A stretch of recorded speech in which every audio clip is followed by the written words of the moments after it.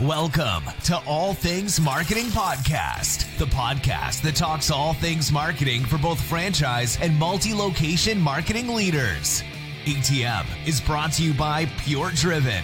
We'll show you how to turn your brand into a money-making machine. Here's your host, Steve Rockwood.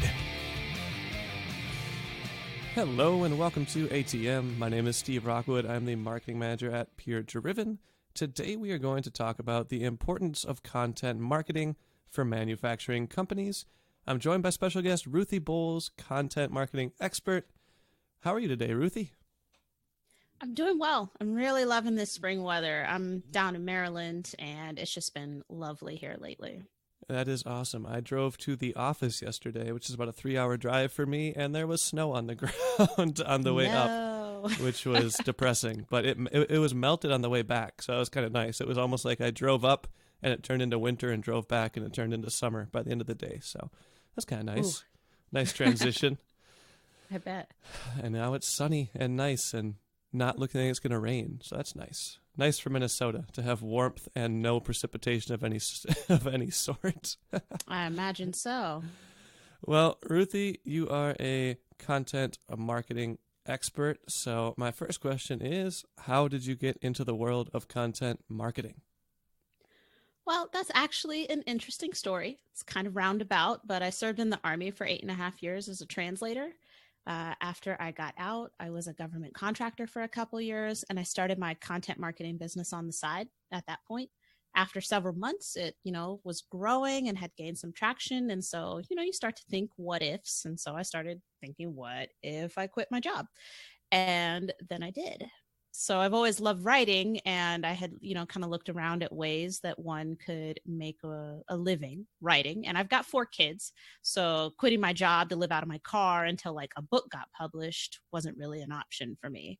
So I kind of tumbled into content marketing, and I was positive with research and some of that, bold confidence the Army gave me that I could be excellent at it. So I just went for it. Nice. You didn't take the J.K. Rowling approach of sitting in a car and writing the Harry Potter series first? Yeah. So like I said, if I hadn't had those kids, I might have. Nice. Well, I have 2 cats that look up to me, so I can't do that yet. But one of these days, once they learn how to live on the road, then we'll be good.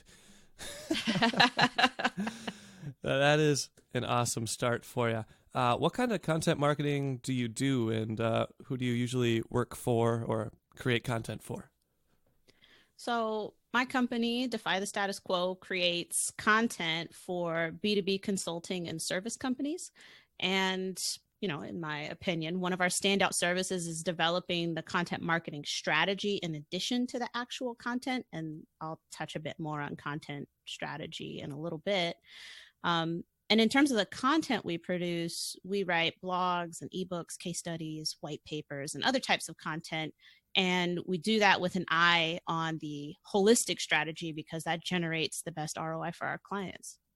Nice. I've always wondered, how long is the average ebook, at least the ones that you guys produce? Depending on the topic, it can be anywhere from 6 to 12 pages, but that's also including, pictures and graphs and other sorts of visual elements that you would add in as well. It's still a serious amount of writing, but, you have to have those visual elements in there to make a complete content asset. Gotcha. I remember when I first started here at PureDriven, I downloaded my first ebook, and it was a cover, 1 page in the middle, and then a back page with just an image. And I was like, that's considered a book? That's like a sandwich. Wow. It's like a white paper sandwich.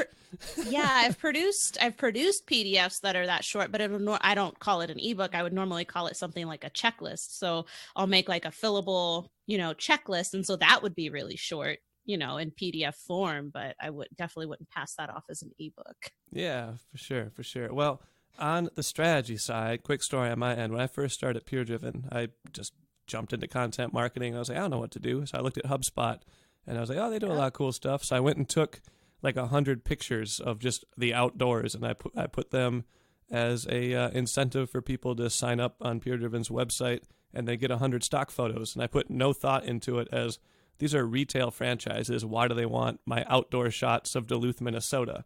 But that was like the first week I was there. So content strategy probably would have been helpful. So what do you do for content? So that one didn't work out very well? I got signups, but I got like 100 people that signed up, but I realized I have no way of knowing if they're a franchisee or not. I just put these images. They're probably just random people that want some photos. So as far as content strategy goes, how would you go about creating a strategy for a client of yours? So in terms of creating the strategy, and that, in my opinion, is definitely should be the first step, but it'll be, I mean, any manufacturing company, any company really that's looking to start to develop their strategy should expect to spend some time, either whether they're doing it in-house or outsourcing, expect to spend some time educating the strategist on their company, the history, the principles, the ideals, the pillars of the company, the company's why, if you've, read Simon Sinek. Yep. And then also looking at the company's ideal buyer persona or their target audience, their ideal client or customer, because you're going to want to structure that strategy around those ideal customers. And the reason why is because if you don't, your content's going to miss the mark. It's not going to mean that, it wasn't valuable content, but it's not going to be valuable to the right people. And if that happens, then obviously there's some lost ROI there. So the first step for sure is definitely kind of some deep company research on my part and my team's part to make sure that we understand exactly, where this company's been, but exactly where they want to go. And that includes, overarching business goals, because if you're not, tying your content marketing or any of your marketing directly to business goals, then why are you doing it? So if it's, we want to increase, sales by X amount, then the question after that is, okay, how can we use content marketing to make that happen? Gotcha. That makes a lot of sense. And actually, I talked to my boss today. She's the director of sales and marketing, but she's also co-owner of PureDriven, and we work with franchisees at PureDriven, but we also work with manufacturers. Those are kind of our two niches. And she wanted me to ask if she goes to a manufacturing company and we propose basically the strategy for the digital marketing, but they have no content strategy in place and they don't want a content strategy, how would you basically go in there and convince them why content is important and why they need a strategy? Okay. It's a big question. It is. It is. So if I gave you a lead for a manufacturing company and they said, we don't want content marketing, but we're doing a bunch of digital marketing, so we're sending a bunch of people to our website, how would you go in there and tell them, basically, you need content and this is why? Okay. So manufacturing companies who are uninterested in content marketing, I think would do well to take note of the fact that not a lot of manufacturing companies focus on content marketing.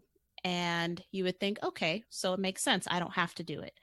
Well, I would say that there's a lot of value in being first. If you've ever heard me speak about anything anywhere, maybe not you, but anybody listening, I have said that before. And that's part of what attracts me to B2B in general, is that there's not a lot of great content online in most of the B2B industries. And in manufacturing, this is actually extra true. Only 66% of manufacturing marketers actually focus on educational content. And only 1% of marketers in that same, in the manufacturing industry actually consider their content to be sophisticated. So what that means is that there's a huge opportunity waiting on the internet for great manufacturing content. And with that, like I said, that added value of being first, it's pretty much, anybody's game at this point. And it's a really great time to stand out. People are worried about things like content shock. There's too much content online. There's more content than we can possibly consume. But I would say that there's too much mediocre content. There's too much bad content. So if you can put some effort into creating content that stands out from your competitors, which again, in the manufacturing space actually isn't, it's not super competitive. So creating the content itself is a task, but it's not super competitive. The ROI that you're going to generate over the long term is what really drives it. So you're doing digital marketing, you're spending money on, pay-per-click ads and Facebook ads and, ads in other places. And so that's kind of like when you go hunting for dinner, right? Whereas like content marketing is more like you're taking care of a garden and you get to harvest it, and different vegetables are ready at different times. And those vegetables, you can kind of imagine them as like your leads. So you go out and you can just kind of pick it and harvest it. It kind of comes to you. And that's what content marketing is about. Like, what if you didn't have to spend as much on the other aspects of digital marketing? Not to say that they're unnecessary, but what if you didn't have to spend as much there? And when you create a content asset, you've created it and it may need some updating, but for the most part, it's done and it's out there and it draws leads to you. How valuable is that to your company, where qualified leads based off what they've done on your site and the content that they've read, who now trust you? What value is that to your company? Yeah, that makes a lot of sense. And then to piggyback off of that, the people that come in inbound are usually more likely to be in the buyer's mindset than the people that you basically approach. Like, for instance, if I saw you on the street and I walked up to you and I said, hey, would you like to buy this carrot? You'd probably be like, I don't really want that carrot right now. But if I had a stand that I was basically on the road with the carrots and you walked over, I'd like to buy a carrot, makes a lot more sense, right? It's a lot easier to sell to you when I already know that you're interested in it and I'm not just targeting you because I think you might be interested in it or because you're there. That's a really good example. I've already walked up to your sign. Or your stand. I'm an inbound, lead interested potentially in carrots. So yeah. I came over there for a reason. And I think, even carrying that a little bit further, even if I don't buy anything now, I know that you're there. Yep. And that was, So if you come up regularly on my route, just like if I'm still searching online and I find more of your content, I keep coming back to you. I still see you. I'm aware of you. And there's so much value in that. Yeah. And a way to kind of combine those two worlds is to get the inbound content and then have the digital marketing on the display retargeting side, where you might come up and buy the carrot and then you might go out of town and forget that I'm there. But since you already bought from me, or you even just went to my stand, I can retarget you and say, hey, we now have apples and carrots. So next time you're on your phone, you see, oh, Steve's stand has apples and carrots. I forgot about that. Their carrots are really good. I'm going to go back. So you kind of get the best of both worlds by combining content and an actual marketing strategy, especially when you get that retargeting strategy going. Absolutely. Yeah, so that makes a lot of sense. I think it's super important, especially on the manufacturing side where there isn't a lot of competition, because it's one of those things where if you look at LinkedIn, content marketing it was always big, but it wasn't huge. But now every time I open LinkedIn, it's different people making these short 1 to 3 minute videos just talking or driving in their car, which drives me nuts. But yes, I'm like, that's dangerous. Stop it. I know. If I ever get in a car accident and it's because someone was making a LinkedIn video, I'm going to be so upset. Yes, I understand. Like, you're trying to make the best use of your morning commute, but listen to a podcast and educate yourself instead. Do not record a video. Yeah, or just sit in your car before you leave or after you get there and do it. Like my boss, my CEO, and I used to do podcasts together, and he would walk out to his car, but he wouldn't drive his car. He would just sit in his car because he knew no one would bother him if he was in his car. So it might be a safe place to record. Just don't do it while you're driving, because I don't want to die. Exactly. All right. So further down the path, not of car accidents, but of content marketing, what is your favorite part about working in the world of content marketing? Well, so like I mentioned, I have had a passion for writing. So we specialize, like I said, specifically in the written content right now, although I do have aspirations into growing a full content offering, if you will. Yeah. but yeah, so I've always loved writing. And so that's where it started. And I decided to specialize in B2B content specifically because I enjoy a challenge. So the B2B sector typically has more sophisticated, a more sophisticated audience. They're typically more informed. And so creating content that, kind of helps my clients' prospects down the buyer's journey is really satisfying for me. And so, like I said, looking at challenges, there's challenges and then there's also opportunities for success. And I think that, in this realm of B2B, industries like manufacturing, logistics, supply chain, which are some of the other ones I write for, there's a huge amount of opportunity because, like I said, only 1% of marketers in manufacturing consider that their content marketing strategy is actually sophisticated. So, everyone else is like, yeah, either we're not doing content marketing or we're doing content marketing, but we're still not super good at it. So there's a lot of opportunity there. And I think it's really a great time to do something different. So if I was working with a manufacturing company, the data regarding manufacturing marketers says that 81% of them focus on email marketing. And email, is a distribution channel. It's definitely part of content. So don't get me wrong, it's got great ROI. I think the latest numbers are like $37 for every $1 spent. But, if you're looking to stand out, well, only 38% of marketers in that same industry focus on storytelling, and only 66% focus on educational content. So for me as a content strategist, I see a big opportunity to grab a lot of organic search, organic search that nobody else seems to be interested in.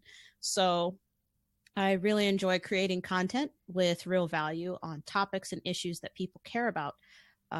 Because no matter what size the business actually is, it started out as somebody's idea, it started out as their dream, so they can use content marketing to kind of carry it into this next era of where, customers don't want to be interrupted anymore. And that's one of the beauties of content marketing, is that it doesn't interrupt customers. It instead has a conversation with them. They started their search with a question, and then they found your content. You are the answer to their question. And that's really powerful. So, I'm pretty passionate about it, as you can probably tell. But, I would say that that's probably, one of my favorite aspects of content marketing is that, you provide that answer, you generate trust, and then that's tied directly to your company's continued success. Awesome. Well, Ruthie, if someone wants to get more information either about you or your business, where would they go or what would they do? You can type defythestatusquo.com into your browser there, and that will take you to my website. And then I'm also very active on LinkedIn. Ruthie Bowles, Bowles is my last name. You can search it there and you will find me, and I'm happy to connect. Awesome. Well, thank you for joining me today, Ruthie. That was very insightful, and I'm glad that we had you. And I will definitely be distributing this through manufacturers, and I'm sure you will as well. So I think this will be a great resource for a lot of people on content marketing that might not even know where to start. So thank you for joining me. Thank you for having me. And everyone listening, we'll catch you next time right here on ATM. Have a good one, everybody. You just listened to All Things Marketing Podcast. Make sure to subscribe to the podcast to catch every new episode every day. Want to be a guest on the show? Sign up at PureDriven.com/guest. See you tomorrow here at the ATM.